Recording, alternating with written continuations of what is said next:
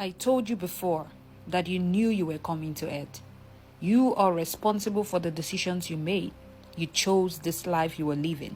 You chose the family. You chose the experiences. But that's not what I'm about to discuss in this video. I want to tell you how to remember what is in your soul's contract. How to unlock the power of your soul's memory to remember that which you agreed upon. And so you can manifest and leave this realm, because as we know, we are all tired of it, aren't we? Aren't you tired? Let's go on. So you've likely heard stories about ancient practices that hold the key to unlocking the secret of your soul.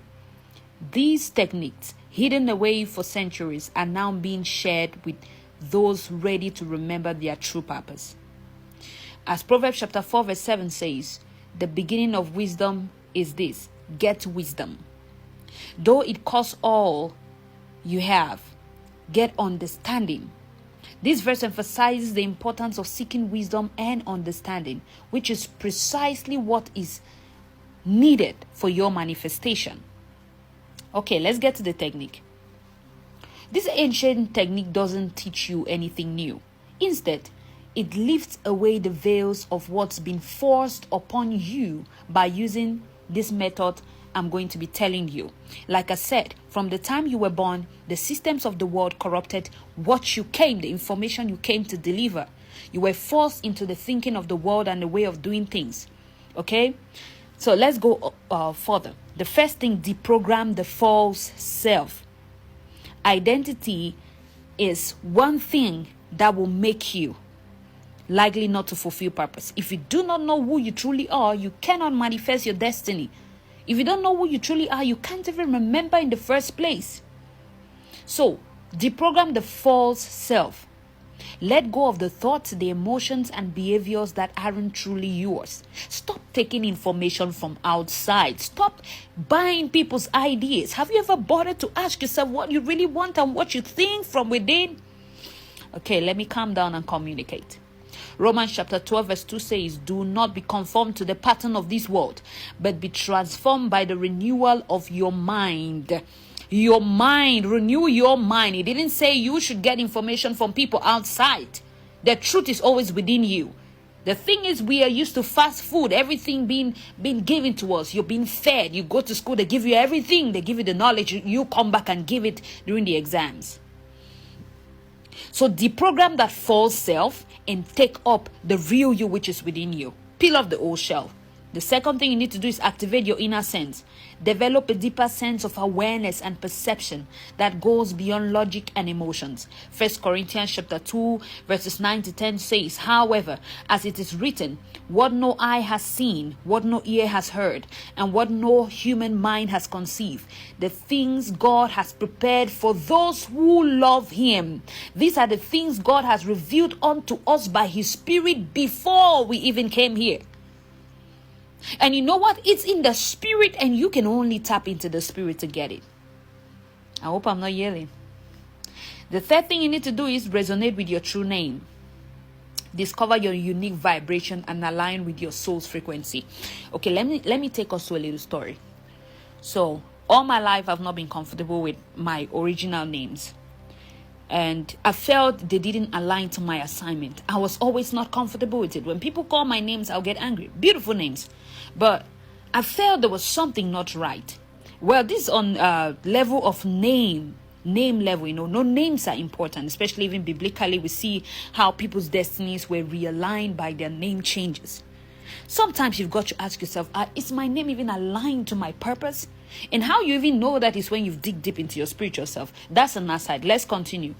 So you have to resonate with your true name. Psalm chapter 139 verse 14 says, I praise you because I am fearfully and wonderfully made. Your works are wonderful, and I know that full well. Do you know who you fully are? Do you know what you're made of and what you're here for? Okay, let's get to the process. This technique involves three main phases. Number one, deprogramming. Letting go of the false identities and conditioning.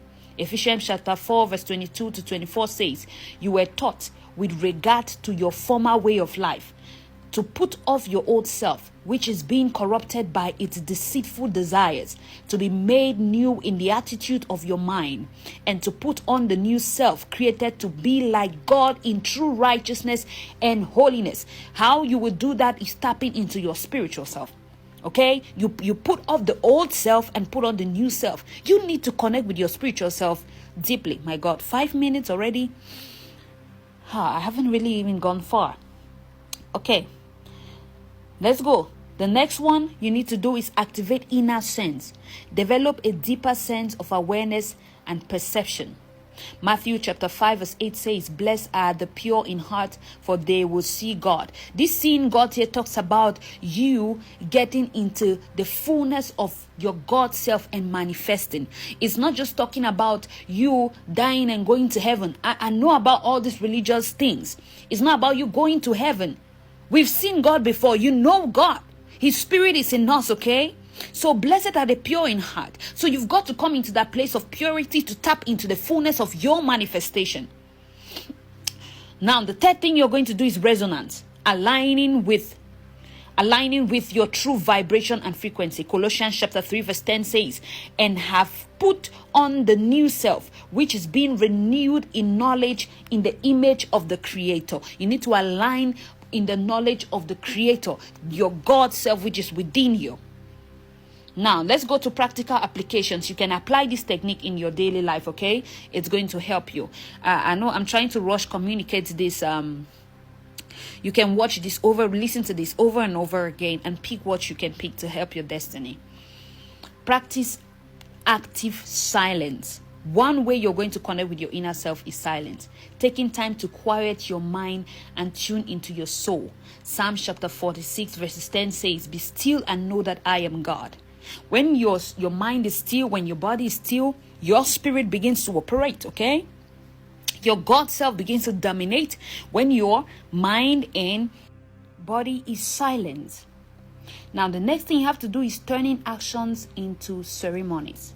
Making everyday actions to form a presence of remembrance. Don't live your life as if you're going to die. Oh, you're suffering, you're in pain. Enjoy every moment. Okay? Enjoy every moment. Turn actions into ceremonies. Making everyday action a form of presence and remembrance. 1 Corinthians chapter 10 verse 31 says, "So whether you eat or drink or whatever you do, do it all for the glory of God. Rejoice in the life you're having." I know you may not be all comfortable, but at least you've got some things you can celebrate, okay? The next one is being mindful of what you feed your mind. Choosing to focus on positive and uplifting content will help you remember who you truly are, because who you truly are is not connected to negativity. Philippians chapter 4 verse 8 says, "Finally, brothers and sisters, whatever things are true, whatever things are noble, whatever is right, whatever is pure, whatever is lovely, whatever is admirable, if anything is excellent or praiseworthy, think about such things." Now, you need to scrutinize yourself. Have you been thinking about praiseworthy things, good things, or you've been thinking about how bad your life is and how bad the country you are in and how terrible you were sick and how messed your family is? Don't focus on those things. Focus on the other things, which are these things. Whatsoever things are good, true, praiseworthy, focus on them. That's one way you are going to tap into what you originally came here to do, because it is full of positivity and not of negativity. Now, let's go to the next. Speaking from a deeper place. You need to speak from a deeper place, using your voice to express your true self. Ephesians chapter 4 verse 29, it says, "Do not let any unwholesome talk come out of your mouth, but only what is helpful for building others up according to their needs, that it may benefit those who listen." Do not speak words because you're angry and you just want to say your mind and say whatever that you want. No. Speak things that are uplifting. Doesn't matter the circumstances, okay? I know it's hard, but we've got to practice because we've got to get somewhere, okay? The next thing we have to do is acting as if you already know who you are. This is a place of confidence, you know. You need to act as if you already know who you are. Living from the true self, even if you haven't fully remembered it yet.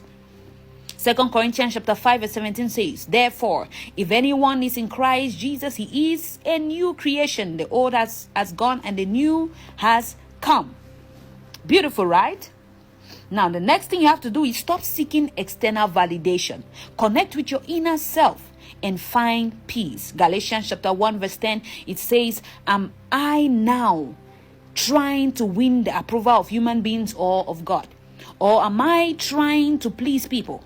If I were still trying to please people, I would not be a servant of Christ. You need to choose. Either you please people or you please your God self. Okay? Live from a deeper place. Make decisions and take actions that align with your true purpose. Colossians chapter 3 verse 23 to 24 says, whatever you do, do your work heartily, as for the Lord rather than for men. Do it. Make sure that it's pleasing you first, okay? Be satisfied with what you are doing. How you can check if you're doing it even unto the Lord is if you're happy doing what you're doing, okay? Knowing that from the Lord you will receive the inheritance as your reward. What is the inheritance? The inheritance is knowledge for manifestation, okay? And you know what? The last statement I'm going to say here is see the world differently. Yes, see the world differently.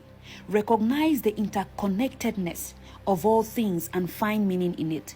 Stop looking at only things that are not working. See the world in the light of love, of peace, of truth, of resonance. Like, see the world differently and what's within you will begin to come forth. Okay? For more videos like this, make sure you follow me. I'm Zoel, the Potentialist, helping you find purpose and to manifest your full potentials.